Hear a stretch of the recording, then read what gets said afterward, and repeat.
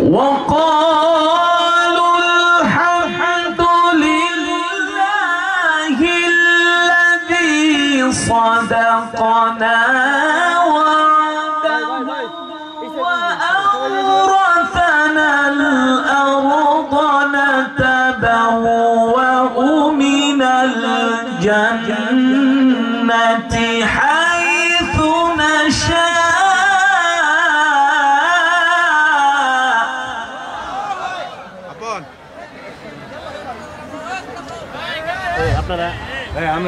فنعم أجر العاملين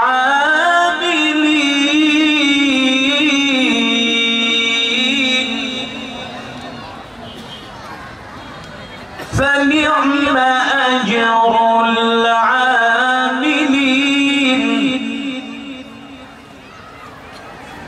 فنعم أجر العاملين.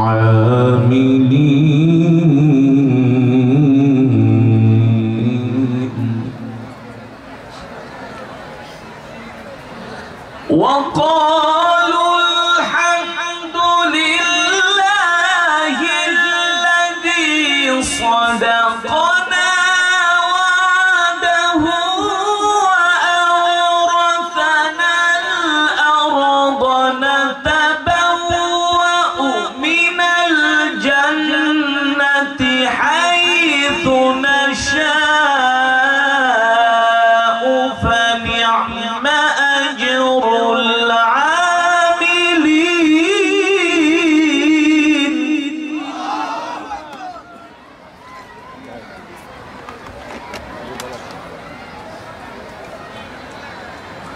فنعم أجر العاملين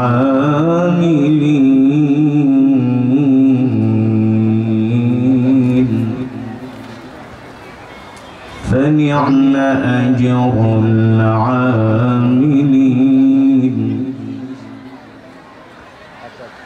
وترى الملائكة حافين من حول العرش يسبحون بحمد ربهم وقضي بينهم بالحق وقيل الحمد لله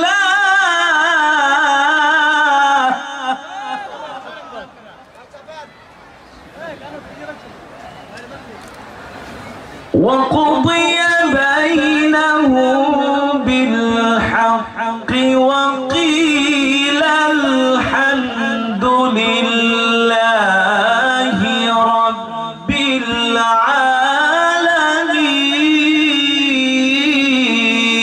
العالمين.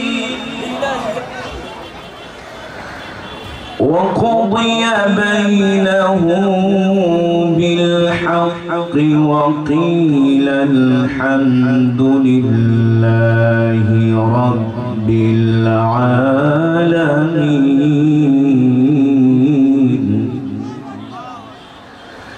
وقضي بينهم بالحق وقيل الحمد لله رب العالمين.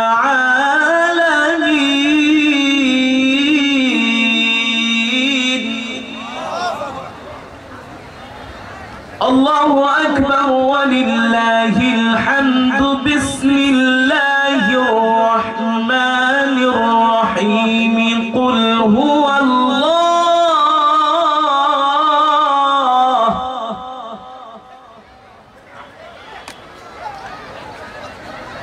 بسم الله الرحمن الرحيم. قل هو الله أحد الله الصمد لم يلد ولم يولد ولم يكن له كفوا أحد. بسم الله الرحمن الرحيم.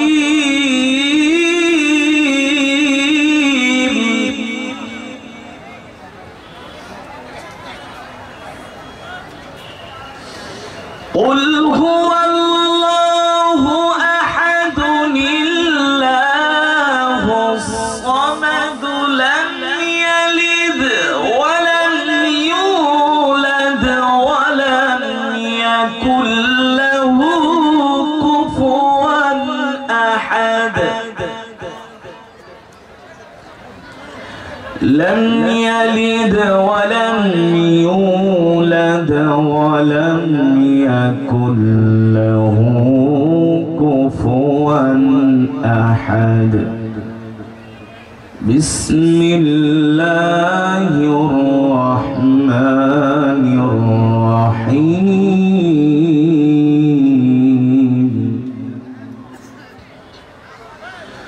قل هو الله أحد الله الصمد لم يلد ولم يولد ولم يكن له كفوا أحد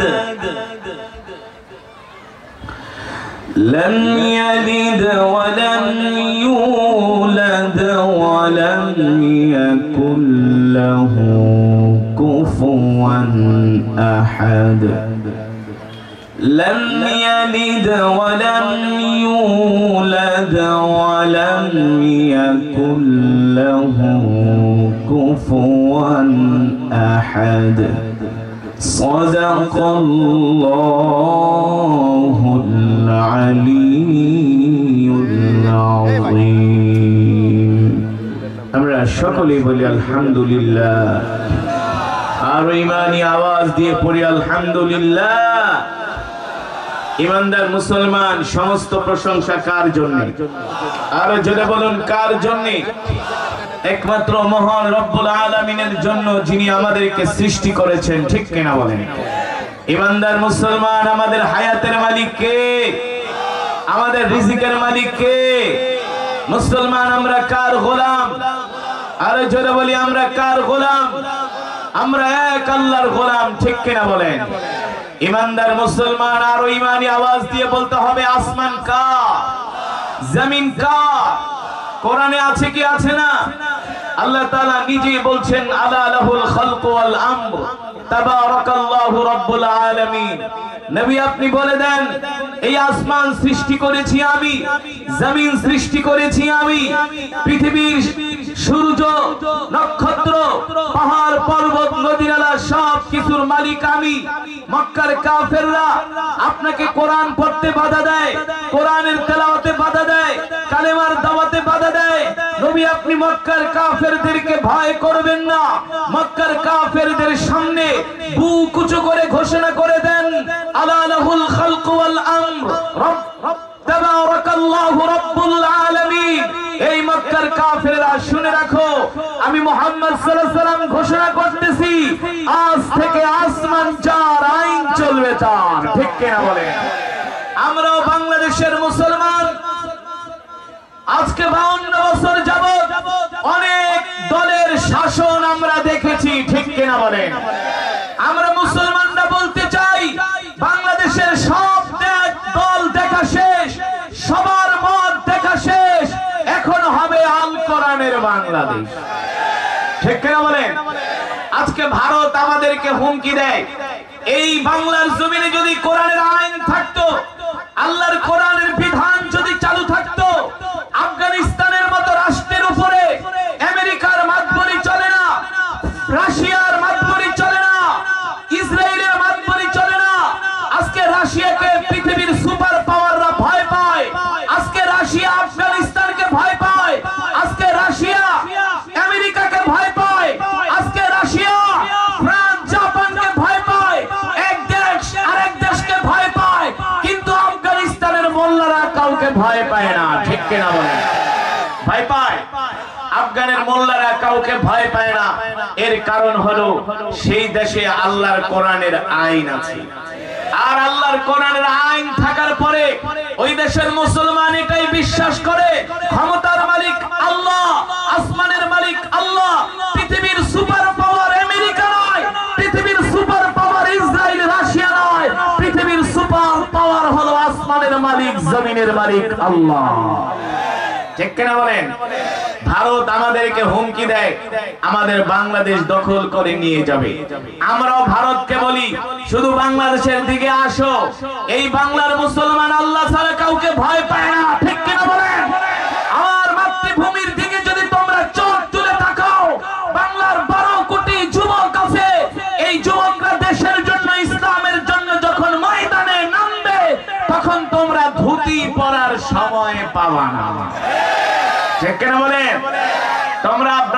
ব্রাহ্মণবাড়িয়ার সীমান্ত দিয়া, আখাউড়া দিয়া, ত্রিপুরা দিয়া তোমরা বাংলাদেশে ঢোকার চেষ্টা করো, আমরা বলি আসো সবগুলার মুসলমানি করায় দিব।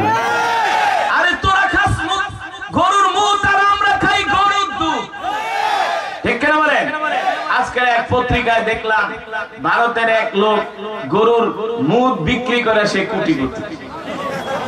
যারা গরুর মুখ বিক্রি করে কোটিপতি হয় ওদের মাথায় কিছু থাকে? জোরে বলেন থাকে? এই কারণেই তো স্বৈর শাসকদের কথায় ভারত আমাদের সাথে যুদ্ধ বাঁধানোর পায়তারা করতেছে। আমরা ভারতকে বলতে চাই 1971 সালে আমাদের বাপ দাদারা রক্ত দিয়েছে, 52তে ভাষার আন্দোলনে আমাদের পূর্বসূরীরা রক্ত দিয়েছে, আমরা 2024-এ রক্ত দিয়েছি। যেই জাতি 3 বার রক্ত দিতে জানে সেই জাতি বারবার রক্ত দিতে জানে, ঠিক কিনা বলেন? সুতরাং বাংলাদেশের মুসলমানদেরকে ভয় দেখায় কোনো লাভ আছে? কোনো লাভ নাই। ওরা জানে না যে আমরা ভারতকে ভয় পাই না, ওদের পারমাণবিক বোমাকে আমরা ভয় পাই না, ওদের আধুনিক ফাইটার জেটকে আমরা ভয় পাই না। আমরা ভয় পাই আসমানের মালিক, জমিনের মালিক আল্লাহ তাআলাকে, ঠিক কিনা বলেন? এই কারণেই তো মুসলমান আল্লাহর নবী মাত্র 313 জন সাহাবী নিয়ে বদরের প্রান্তরে 1000 কাফেরের সাথে লড়াই করেছেন, ঠিক কিনা বলেন?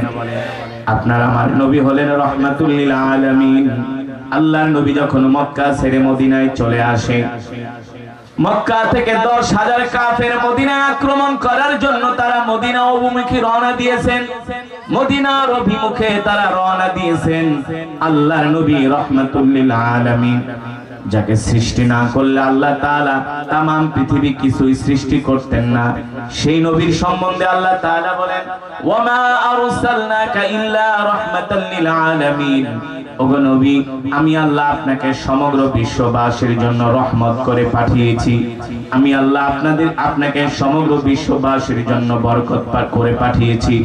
আল্লাহর নবী রাহমাতুল লিল আলামিন, দয়ার সাগর, মায়ার সাগর, উম্মতের কান্ডারি নবী 3000 মুসলিম মুজাহিদকে প্রস্তুত করলেন। আল্লাহ নবী ডাক দিলেন, এ মুসলিম মুজাহিদ বাহিনী শুনে রাখো, মক্কা থেকে 10,000 কাফের মদিনায় হামলা করার জন্য তারা আসতেছে, তোমরা এর প্রতিবাদে কি করবা? 3000 সাহাবী দাঁড়ায় গেলেন আর বললেন, ওগো আল্লাহর নবী, মক্কার 10,000 কাফেরদেরকে প্রতিহত করার জন্য আমরা 3000 মুসলমানই যথেষ্ট। আল্লাহু আকবার।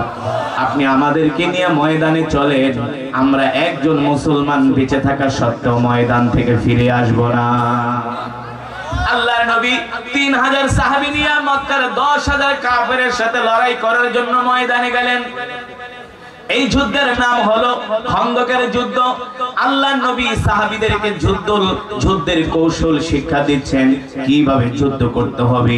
এই যুদ্ধটা ছিল, আল্লাহর নবী নির্দেশ দিলেন, তোমরা মদিনার চতুর্পাশে পরিখা খনন করো, তোমরা মদিনার চতুর্পাশে গর্ত খনন করো। বড় বড় গর্ত করা হলো, এমনকি সাহাবায়ে কেরাম নিজের হাত দিয়ে সেই মাটি খনন করলেন। আল্লাহর নবী নিজেও রাহমাতুল লিল আলামিন সেই গর্ত করার জন্য নিজের হাতে আল্লাহর নবী মাটি কাটার জন্য যন্ত্র তুলে নিলেন। একদিন, 2 দিন, 3 দিন নয়, আল্লাহর নবী দিনের পর দিন, রাতের পর রাত সাহাবাদের সাথে পালাক্রমে আল্লাহর নবী কাজ করতেছেন। কিন্তু আল্লাহর নবী 3 দিন পর্যন্ত না খেয়ে আছেন। নবীজির পেটে ক্ষুধা, নবীজির পেটে ক্ষুধা। সাহাবীরা বুঝতে পারলেন আল্লাহর নবী ক্ষুধার্ত। রাসূলের সাহাবী জাবের রাদিয়াল্লাহু তাআলা আনহু দৌড়ে আসলেন, এসে আল্লাহর নবীকে বললেন, ওগো নবীজি, আপনি প্রচন্ডভাবে ক্ষুধার্ত। আল্লাহর নবী এতটাই ক্লান্ত ছিলেন, আল্লাহর নবীর ক্ষুধার যন্ত্রণায় শরীর কাঁপতেছিল। জাবের রাদিয়াল্লাহু তাআলা আনহু দৌড়ে বাড়িতে গেলেন, যে তার স্ত্রীকে বললেন, তাআলাউ ইয়া যাওজি, ও আমার প্রিয়তমা স্ত্রী, ঘরে কোনো খাবার আছে নাকি? জাবের রাদিয়াল্লাহু তাআলা আনহু ছিলেন গরীব মানুষ। তার স্ত্রী জবাব দিল, ওগো স্বামী, ঘরে তো কোনো খাবার নাই।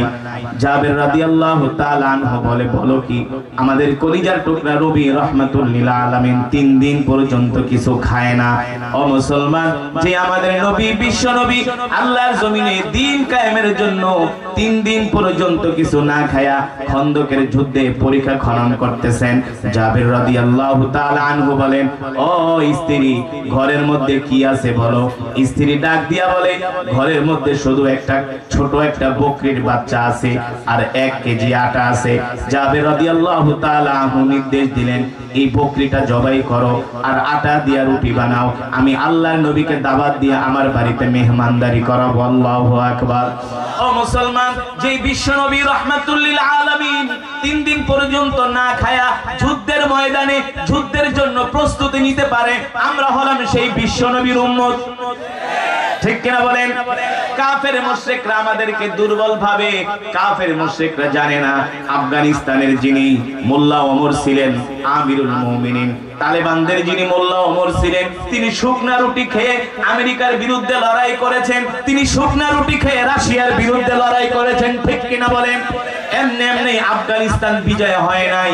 পৃথিবীর পরাশক্তিরা আফগানিস্তানের কাছে এমনি এমনি মাথা নত করে নাই।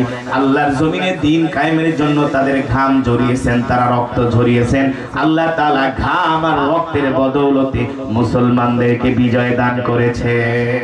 ঠিক কিনা বলেন? এবার সাহাবী জাবের রাদিয়াল্লাহু তাআলা আনহু স্ত্রীকে বললেন, শোনো, তুমি বকরিটা জবাই করো আর রুটি বানাও। স্ত্রী বকরি জবাই করে বকরিটা রান্না শুরু করলেন, রুটি বানালেন। বললেন, শোনো, 1 কেজি আটা রুটি দিয়ে আর কয়জন মানুষকে খাওয়ানো যাবে? আল্লাহর নবী সহ 6 জনকে দাওয়াত দিবা, সর্বোচ্চ 10 জন, এর বেশি না। আর ছোট